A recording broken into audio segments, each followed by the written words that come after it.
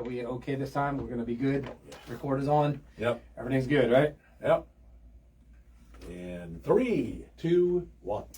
Hey, folks, welcome back to your Frederick Real Estate Update. I am Darren Ahern with RE/MAX Results, bringing you over 20 years experience in the Maryland and PA region.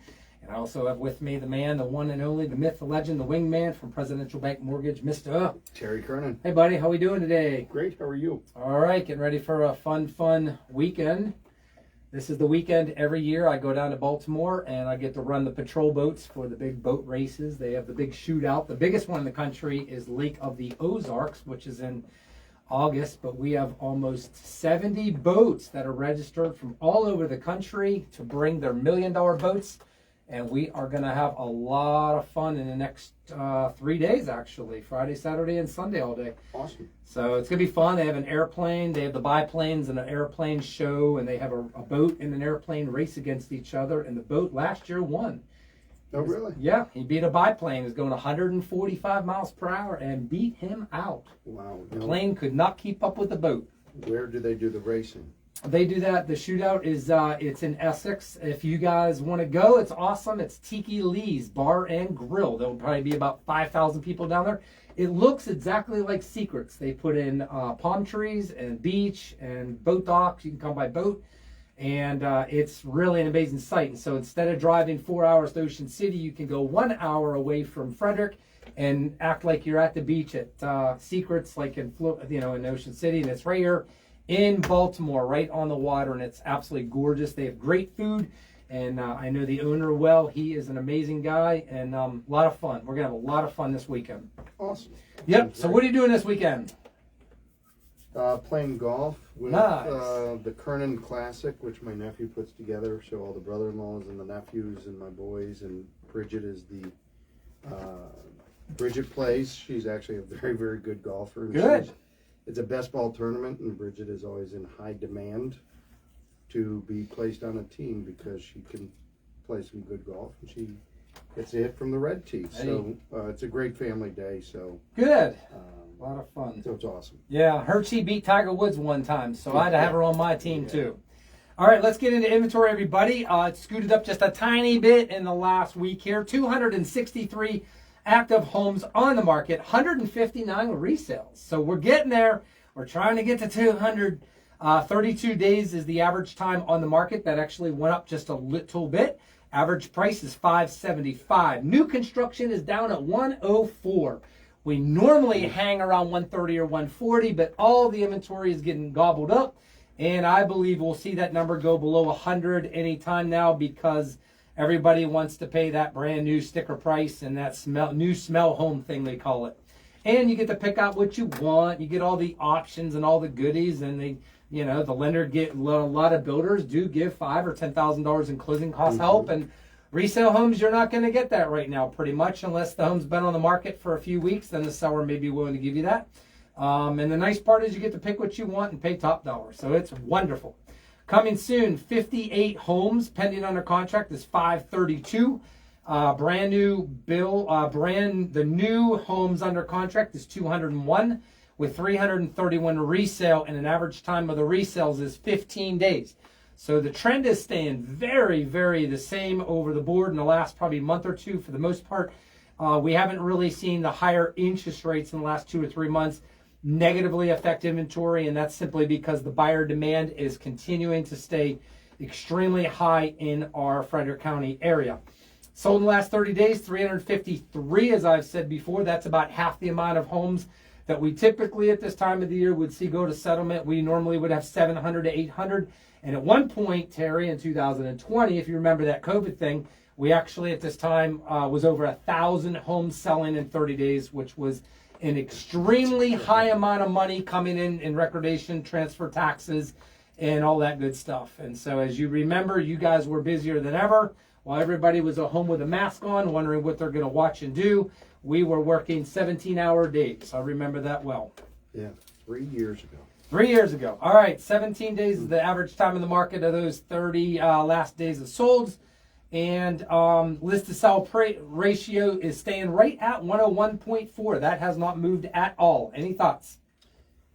Yeah, seeing it tick up. The rates we did see some slowdown with the rates going up in demand, and I think also with the 4th of July and just typical summer stuff. People are on vacation, so we have seen a little bit of decline in demand. So that's why I think that we're seeing a little uptick in supply, but nothing even close to what's going to get us out of this rut that we've been in for since 2020, and that is very, very little supply. I talked last week about just the 82% of the people surveyed said that they're married to their rate, not the house. They are married to that rate, and they're not selling their house because they've got the 3% Yeah. rate. So. One of the things I was thinking about, even if values, as we know, Terry, we're at 5 or 6% for the year to date, which is very strong as far as values holding on tight and still growing. I've even wondered if we started to see values completely level off and would start to lose value, would that cause any sellers to want to, quote unquote, take my money off the table, sell it to high, who cares about my interest rate? I think you're right. I think even if we lost 5 or 10% of value across the board, I think sellers are still more married to that low interest rate than the value of their home. That's my opinion. Yeah, I do believe that because it's comforting to know It's very comforting. that your mortgage is as low as it is, and it's can create anxiety. So a lot of the people out there, people that are coming into this area, reloads, they have to buy. People that are getting a divorce, they have to buy. People that are first-time home buyers just getting married, they don't have to buy, but they want to buy. Yep. Right? Mm-hmm. So that is kind of the market that we're looking at now.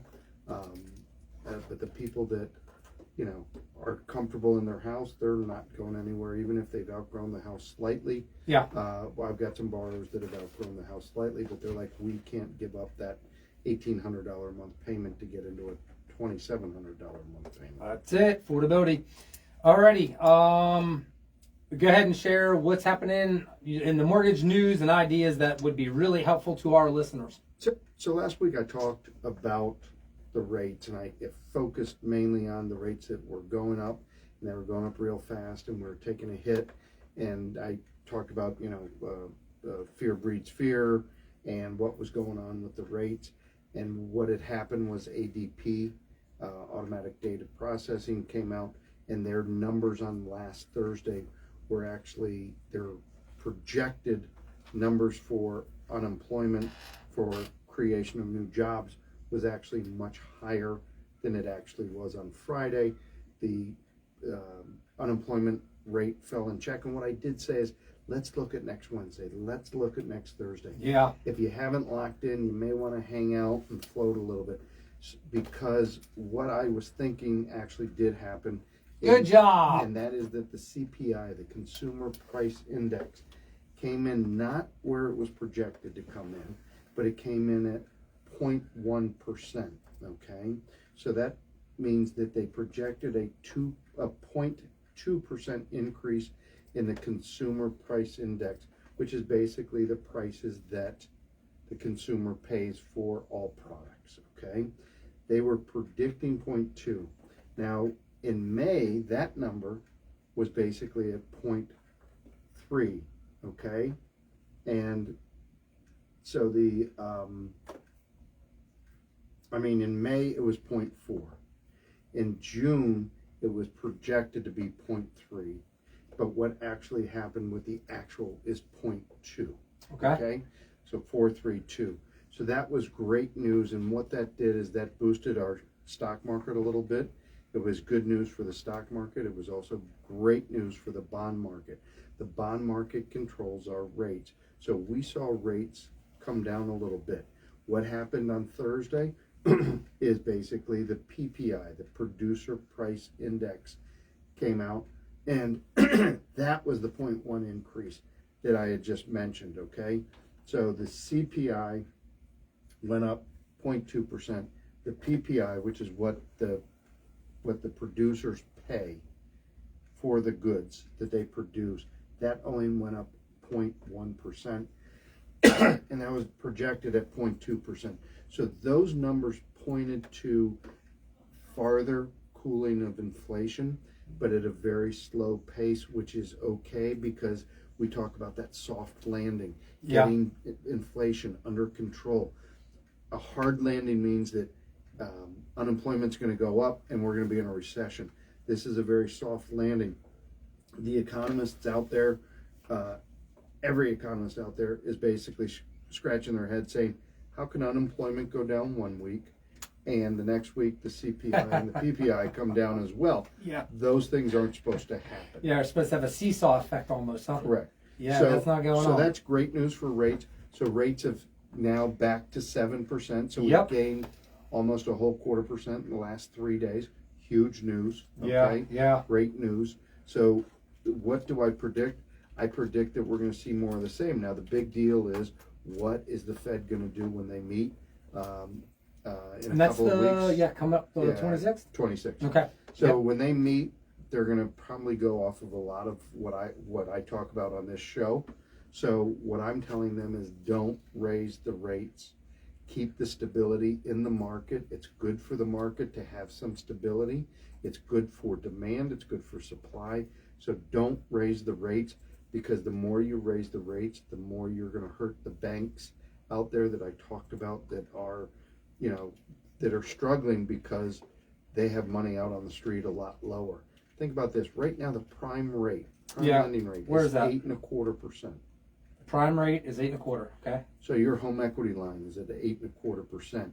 If you have a home equity line that's above prime, it's going to be up to 9%. So basically, home equity lines are running around 9%. So that number is pretty high. I've got people that are saying, wow, I can't think about paying 9% on my money just to get a home equity line. But that does fluctuate with the market. So I can't think that the banks are going to be real happy if we see the Fed raise it again a quarter. Yeah. But I think this news that we got today is going to keep it down. All right. Are you seeing many buyers doing the ARM loan, the 7-1 ARM loan we discussed a little bit? Yeah, so the number one product, and I mentioned this last week, the number one product that we're selling at Presidential Bank is our 7-1 portfolio ARM, okay? Especially if you're buying a second home, it's a tremendous price. If you're buying an investment property, a tremendous rate, okay? It's much lower than what Fannie and Freddie want, because they don't want those loans on their books. But the adjustable rate mortgages, 7-1 ARM, it's a great product, and it's going to bridge the gap between now and when we can refinance you in the next 24 months. Okay. Two questions for you that came up, Terry, is Okay. that number one, I have someone that's considering buying a second property in Ocean City, and they asked me, how much money do I need to put down? They had said they looked online and spoke to another lender, and they were being told they only need 20% down to buy a second property. Is that in line with the markets, or is that different? Or have programs changed now for second purchases? Or Yeah, so 20% is normal. okay, all right. And my suggestion is, if they look at a 30-year fix through Fannie or Freddie, that rate's going to be probably 8% or more. Yep. We can get them this 7-1 ARM with 20% down. So you can do a 7-1 ARM, not just a primary home, but you can do it on a second. Yes. Okay. And we can also do investment properties, which Great. a lot of people can't do an investment property. But an investment property, you're looking at 25% down, Yep. or even up to 30% down, depending on how big the loan and Yeah. so forth. Does credit affect that as well still?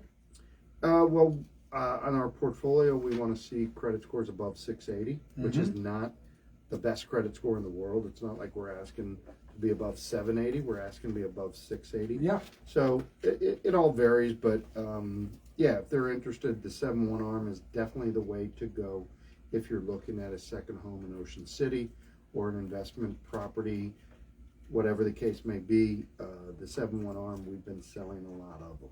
All right. Also, as you know, thanks for sending over your lender letter to me. I submitted an offer on a lot loan yesterday for a buyer, and that still is the 35% down. Yep, so lot loans, 35% down. The rate's going to be around 9%, and that's going to be a 3-year balloon. And you look at that and you say, wow, that doesn't sound like a great deal, and it's not, okay? But here's a couple things.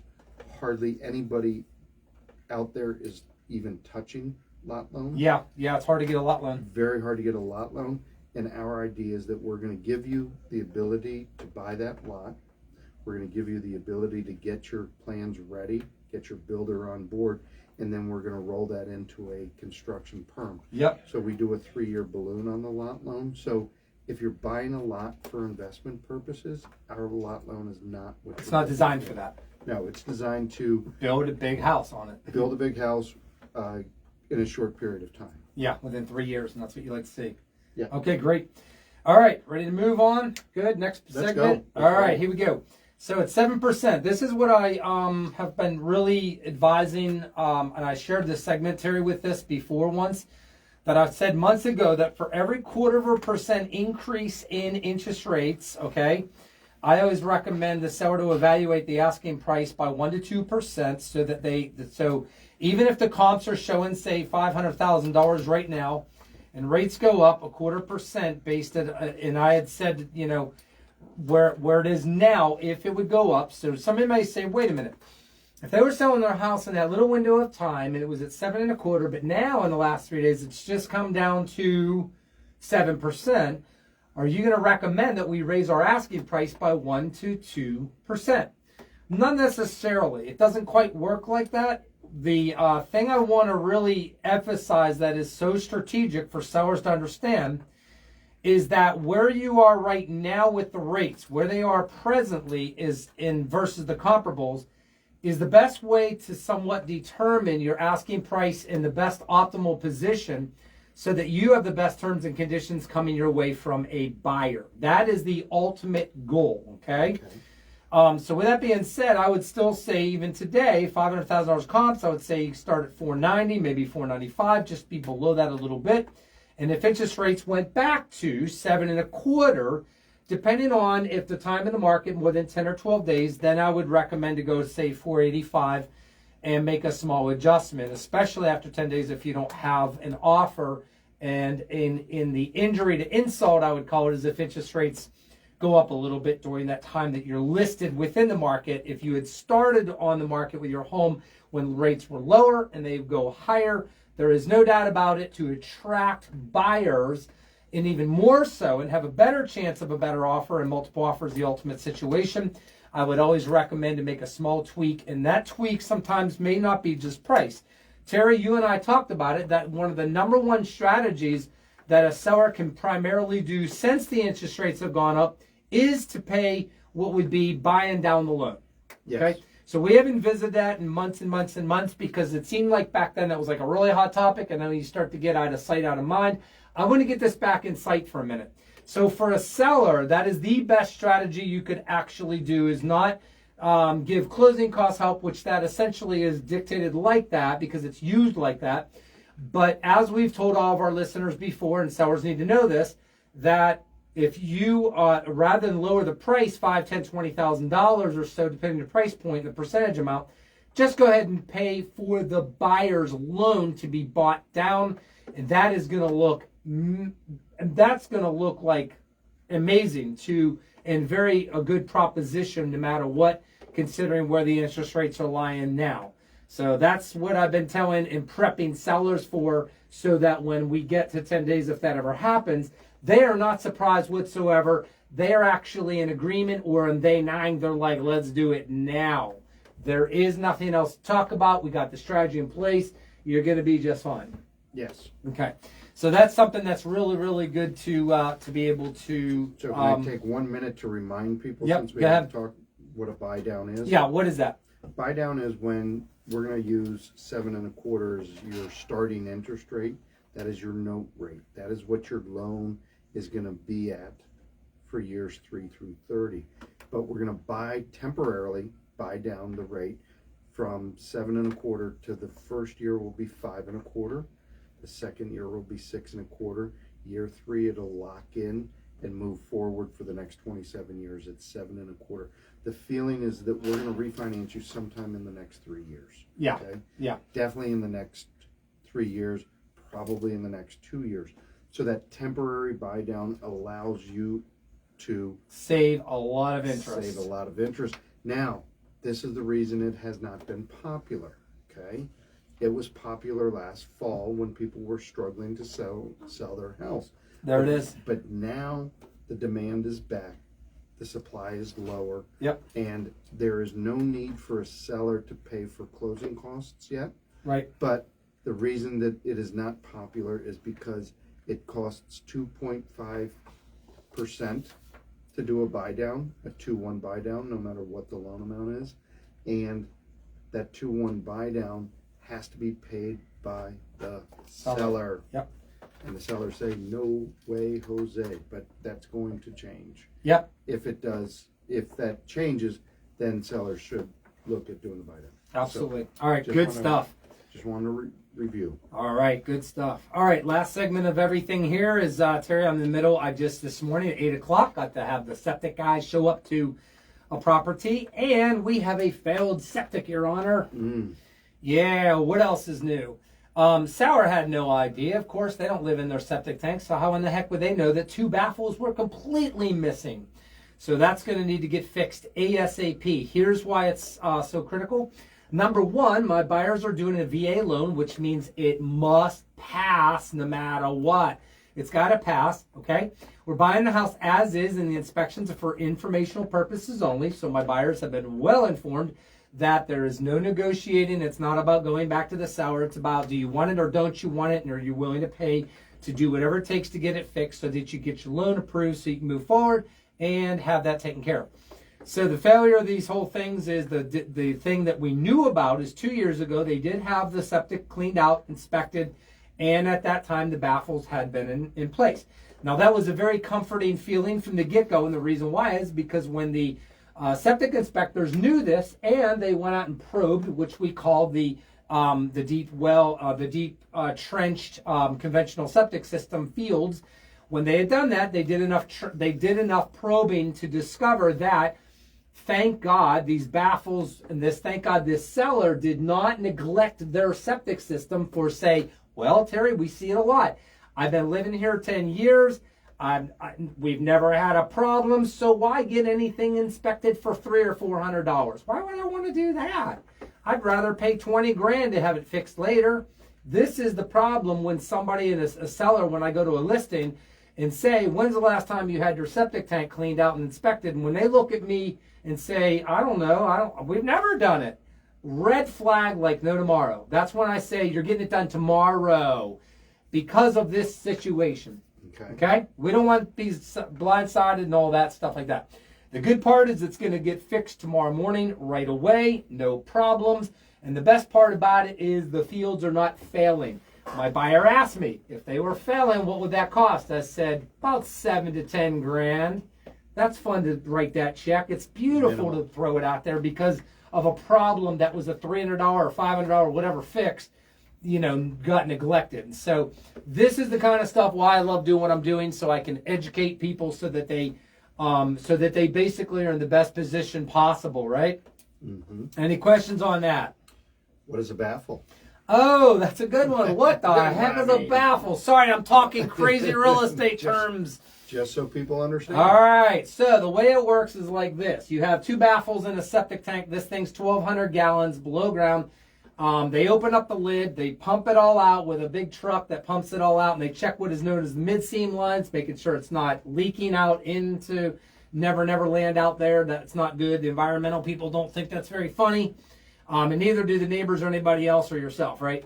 So what happens is the baffle, whenever the septic system, when it comes from the house through the PVC pipe or terracotta or different things like that, it comes into the tank, and the way it comes in is there's an inlet baffle, and the way that baffle works is it's connected into the piping, and it has a top and a bottom, and it stops, and what it does is it allows all the solids to stay into the tank, to come into the tank, and to be able to be eaten up with the enzymes and to have the breakdown process that naturally occurs.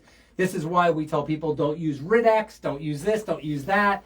It's really not all that great for it in general. The most effective thing you can ever do is get it pumped out every 3 years. Now, if you have a family of 8 like I do, because the average person puts in about 75 gallons per adult person into a septic system. So when you have 8 people living in the house, It's actually recommended every year and a half, not every 3 years. Okay. Yeah. So what happens is on the other side of the septic tank, you have what is known as an outlet baffle, and that is where you don't want no. So without that being attached and it broken off and sitting at the bottom of the tank, that allows all the solids to now go into the field, and it will destroy your septic system and quit working. Okay. All right.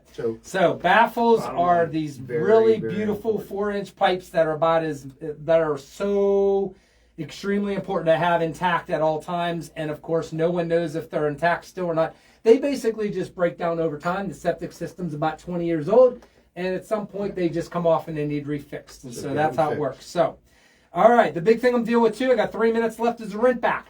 In this particular home, we are doing the home inspection when I leave here and doing a termite step, well waters, the whole 9 yards and everything like that. The big thing we're dealing with is rent back, and we were negotiating going through this. My buyer wanted, the sellers needed 25 days, so they're moving to San Diego.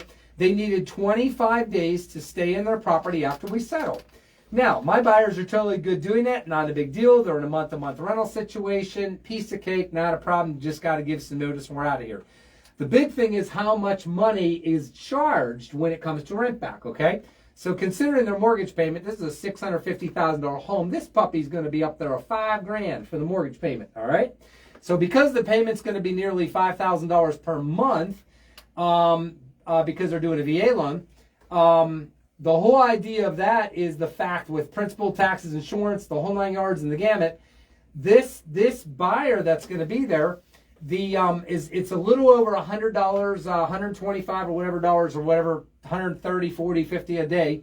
So what happens is, and a lot of times they wanted to get reimbursed for those 26 days. They would basically get a check from the seller of like $45 or $43 or $4,600 or whatever it comes out to their loan amount.